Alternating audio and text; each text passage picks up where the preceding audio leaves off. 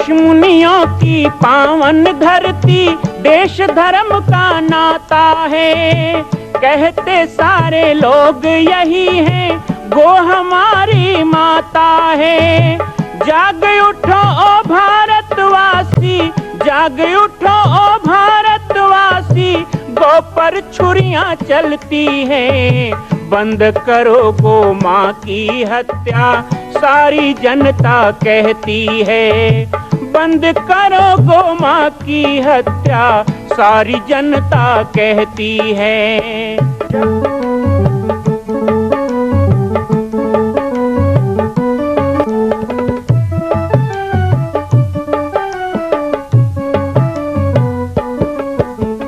जगह जगह पर बूचड़ खाना, लाखों गौएं कटती हैं। किसे सुनाए व्यथा हमारी, नैना नीर बहाती हैं। रक्षा करना गौ माता की, रक्षा करना गौ माता की, गीता ज्ञान सिखाती है। बंद करो गो माँ की हत्या, सारी जनता कहती है। बंद करो गो माँ की हत्या, सारी जनता कहती है।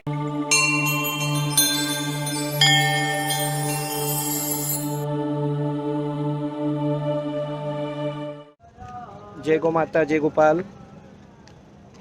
अहमदाबाद साबरमती के तट पर बहुत ही सुंदर श्री कामधेनु गौ भक्ति महोत्सव का आयोजन हुआ है और आज हम यहाँ पर पहुँचे हैं। 2 दिन यहाँ पर रहेंगे।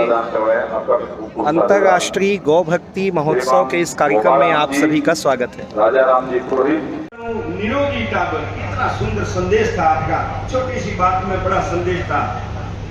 हितेश जी ओझा साहब ने जुगाड़ की बहुत बड़ी महिमा बताई और उन्होंने उनसे हमें सीखने को ये मिला।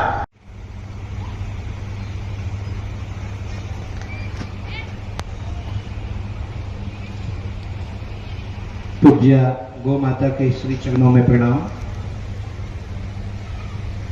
परम पवित्र साबरमती के तट पर इस दिव्य पवित्र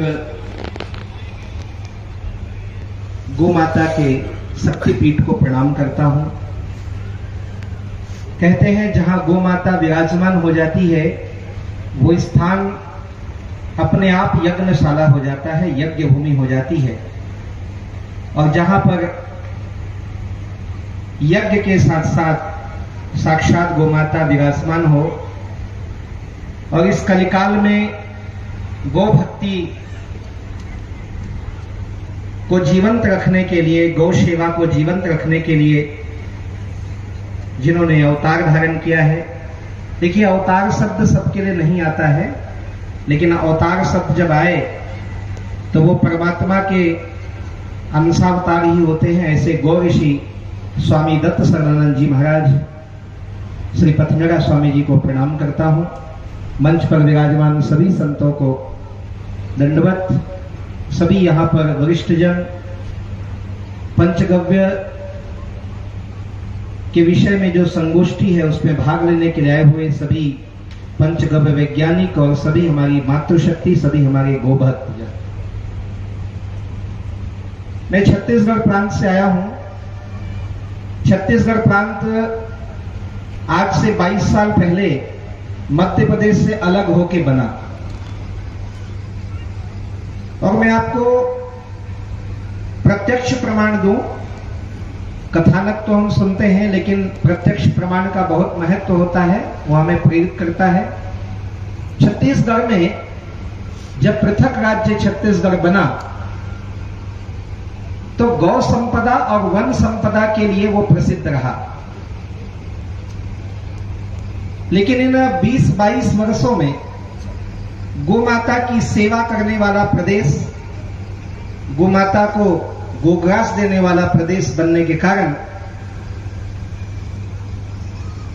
केवल छत्तीसगढ़ का विकास नहीं हुआ है, बल्कि गोमाता की सेवा और गोभक्तों के कारण छत्तीसगढ़ में वन संपदा और गोवंश संपदा का भी बहुत प्रचुर मात्रा में विकास हुआ और गौ माता की कृपा से यह संभव हो पाया। यदि गौ सेवा को कोई धारण करके चलता है, यहां दो बातें बहुत से अभी वक्ताओं ने कही कि भौतिक विकास और गौ आधारित विकास।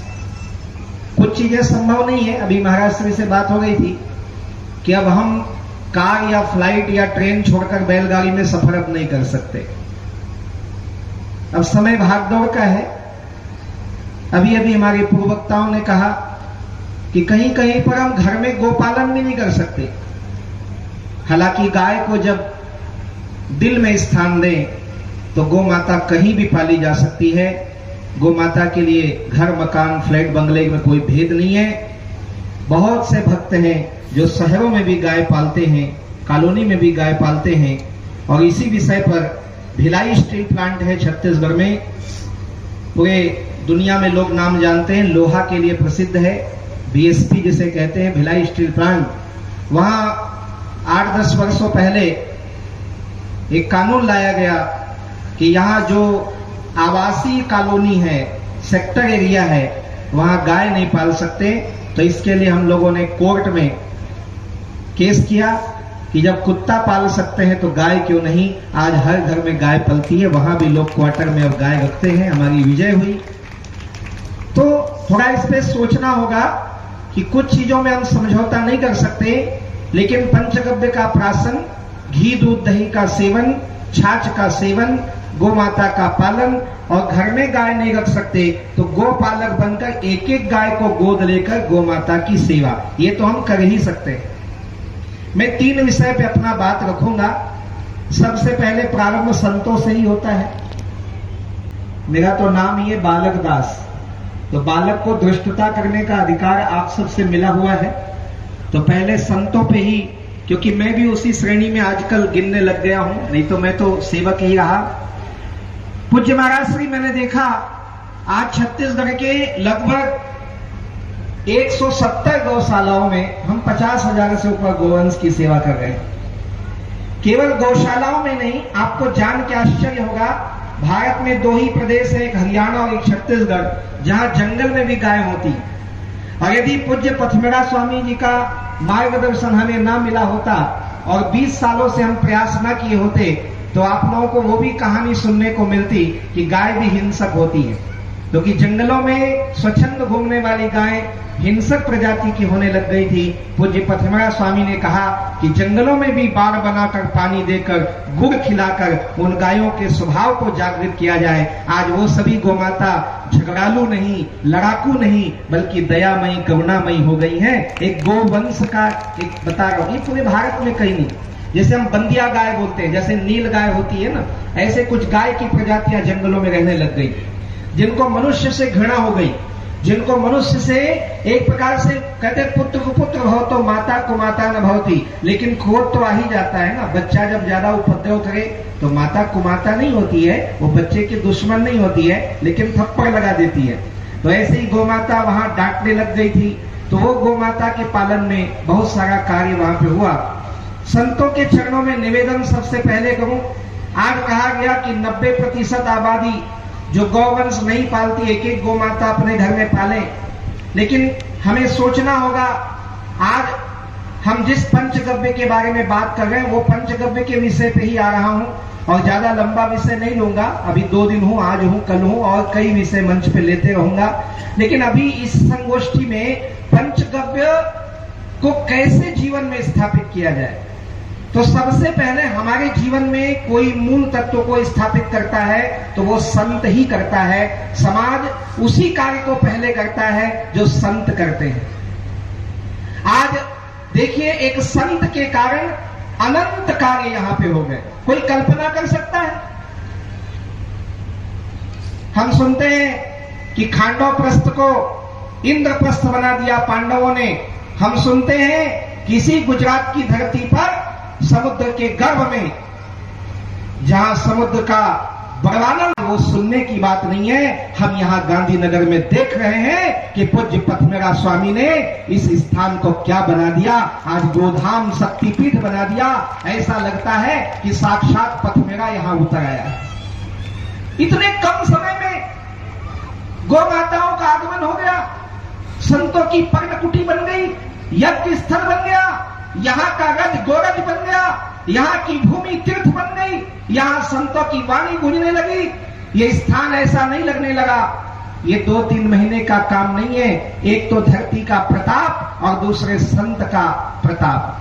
तो संत जो चाहे, जो संकल्प करें वो पूर्ण हो जाता है, और संत जो करते हैं उसी पद चिन्ह पे समाज चलता है। इसलिए सबसे पहले हम संतों की 3 जिम्मेदारी यदि पंचगव्य को हम स्थापित करना चाहते हैं तो सबसे पहला वेद लक्षणा गौ माता हमारे आश्रमों में होना चाहिए। आज बड़ा दुख होता है, अहमदाबाद में ही कई आश्रम हैं जहां पर आज भी वेद लक्षणा गाय नहीं है। कुछ ऐसे मंदिर हैं, कुछ ऐसे ट्रस्ट है, भगवान की पूजा होती है, भगवान का विग्रह है, लेकिन जर्सी गाय रखते हैं। दूध पैदा करना है, बस गुण पैदा हो या ना हो, दूध पैदा करना है। तो जर्सी गाय को पालने वाले जो भी ट्रस्ट हैं, समितियां हैं, मंदिर कमेटी है, उन सभी को यहाँ 5 धाम के दर्शन हमें हो रहे हैं। श्री बद्रीनाथ धाम, श्री केदारेश्वर महादेव धाम, श्री रामेश्वरम धाम और भगवान श्रीनाथ जी, द्वारका जी, जगन्नाथ। मैं कहता हूं इन मंदिरों को गोव्रती बनाने के लिए पूज्य पथमेड़ा स्वामी कितना प्रयास कर रहे हैं। आज बाकी बिहारी वृंदावन को गोव्रती बनाने के लिए पूज्य पथमेड़ा स्वामी प्रयास कर रहे हैं, पथमेड़ा गोधाम प्रयास कर रहा है और कई जगह सफलता भी मिली। भगवान जगन्नाथ गोव्रती हो गए। तो जब भगवान गोव्रती हो रहे हैं तो हमें अपने आश्रमों को पहले तो वेद लक्षणा गाय से सुशोभित करना चाहिए, और दूसरा सभी संतों को व्रत लेना चाहिए। हम संत ही पहले व्रत लेंगे और बहुत सुख मिलता है, बड़ा आनंद मिलता है। आज पथमेड़ा धाम की प्रेरणा से ही मैं स्वयं लगभग 20 वर्षों से गोव्रती हूं और मेरे लाखों अनुयायी गोव्रती। गोव्रती का मतलब क्या है कि हम यहाँ आए तो हम यहाँ का पेड़ा खा लें, यहाँ का गुड़ खा लें, दूध पी लें, और कभी बाजार में जाए कोई भक्त आए और बढ़िया मिल्क के काजू कतरी ला ले तो एक पीस भगवान का प्रसाद समझ के खा ले, या लड्डू गोपाल को भोग लगा ले। ऐसा बिल्कुल नहीं होना चाहिए। गोव्रती का मतलब चाहे कितना भी स्वादिष्ट हो, कितना भी लुभावने, चाहे कितना भी महंगा मिष्ठान हो, यदि वो गोव्रती नहीं है तो उसका त्याग कर देना चाहिए, उसको ग्रहण नहीं करना चाहिए, ना भगवान को अर्पण करना चाहिए, ना भक्तों को प्रसाद में देना चाहिए। गोव्रती का मतलब यह है कि हम केवल गौ माता का दूध, दही, घी, पंचगव्य का सेवन करें, बाजार का कोई भी मिल्क प्रोडक्ट हम उपयोग ना करें, तभी हम गोव्रती हो सकते हैं। इसमें हम बिल्कुल कृत संकल्प रहे। जितना हमारा वैराग्य प्रबल है, जितना हमारी वाणी और आसन पे हमारी सिद्धता है, उतनी ही गोव्रती में, गोव्रत में हमारी सिद्धता होनी चाहिए। प्राण जाई बरु वचन न जाई, ऐसा गोव्रत हमारा हो। सबसे पहले हम संतों का हो, हम वीतरागियों का हो, कथाकारों का हो, पंडितों का हो। वयम राष्ट्रे जागृयाम पुरोहिता, यदि पुरोहित ही सोया रहेगा तो समाज कैसे जागेगा। और उसके बाद फिर समाज से हम अपेक्षा करें। और तीसरी बात जो बहुत जरूरी है, जो पूज्य मलुक पीठ वाले महाराज जी कई बार अपनी कथा में कहते हैं, 2015 में जब मलुक पीठ वाले महाराज जी छत्तीसगढ़ पाटेश्वर धाम मेरे आश्रम में पधारे, जहां राम को जन्म देने वाली मां कौशल्या का मंदिर बन रहा है। ये विश्व में पहला मंदिर का निर्माण पूज्य पथमेड़ा स्वामी जी की प्रेरणा से बन रहा है कि छत्तीसगढ़ की बेटी है कौशल्या। राम के तो लाखों मंदिर विश्व में हैं, लेकिन कौशल्या का भी कोई विराट मंदिर हो तो ऐसा एक गौ चेतना केंद्र नंदीशाला और कौशल्या धाम वहां बन रहा है। वहां पूज्य मलुक पीठ वाले महाराज जी पधारे और गो भक्तमाल कथा हुई, तो वहां पर उन्होंने ये बात कही। उसी दिन से हमने गांठ बांध ली, क्योंकि संतों की बात, हम संत गांठ नहीं बांधेंगे तो समाज कब गांठ बांधेगा। पहले तो हमको ही सीखना है, तो हमने गांठ बांध ली। उन्होंने कहा महाराज जी आज भी कहते हैं कि हम संतों को पक्का व्रत लेना चाहिए कि जिस गृहस्थ के घर में गाय ना हो, कभी भी उसके घर में चरण पूजा के लिए ना जाएं, उनके यहाँ जीवने ना जाएं। ये व्रत बनाना होगा। चलो ठीक है, घर में नहीं है तो कम से कम वो पथमेड़ा में सेवा देता हो, वो गांधीनगर में सेवा देता हो, वो गोव्रती हो, वो कहीं ना कहीं एक गाय की सेवा का व्रत लिया हो, तब उसके घर में जाए। लेकिन जो गोव्रती नहीं है, जो गौ पालन नहीं करता है, जो गाय नहीं रखता है, ऐसे बिना गो सेवा रहित जीवन जीने वाले भक्त को स्पष्ट संत जवाब दे दे कि या तो घर में गाय पालो या तो एक एक गाय की सेवा का व्रत ले लो, तब तक तुम्हारे घर में हम जाएंगे, नहीं तो नहीं जाएंगे। एक तो उनके घर में जाना चाहिए जिनके घर में गाय नहीं है या जो गौ सेवा से वंचित है, और दूसरा उसके घर में तो कभी नहीं जाना चाहिए जो अपने घर में कुत्ता पालता हो, चाहे वो करोड़पति भी हो। सांप बोल दे घर में श्वान की सेवा है, तुम्हारे घर में अपना धर्म भ्रष्ट करने नहीं।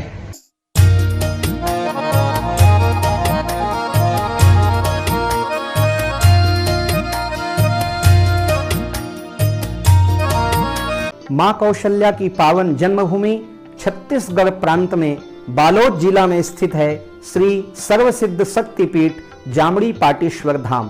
परम पूज्य सद्गुरुदेव राजयोगी बाबा जी की तपस्थली श्री पाटेश्वर धाम और विश्व के अद्वितीय मां कौशल्या जन्मभूमि मंदिर निर्माण का दर्शन करने और इसी प्रकार समसामयिक विषयों पर अपना ज्ञान वर्धन करने के लिए और 10,000 गायों के लिए बनने वाले श्री हनुमान नंदीशाला गो अभ्यारण्य का समाचार प्राप्त करने के लिए आप सभी देखते रहें YouTube चैनल पर राम बालक दास, और हमारे चैनल को आप सभी सब्सक्राइब करें, घंटी का बटन दबाएं ताकि आप सूचनाओं से जुड़े रह सकें। जय श्री राम, जय गौ माता, जय गोपाल।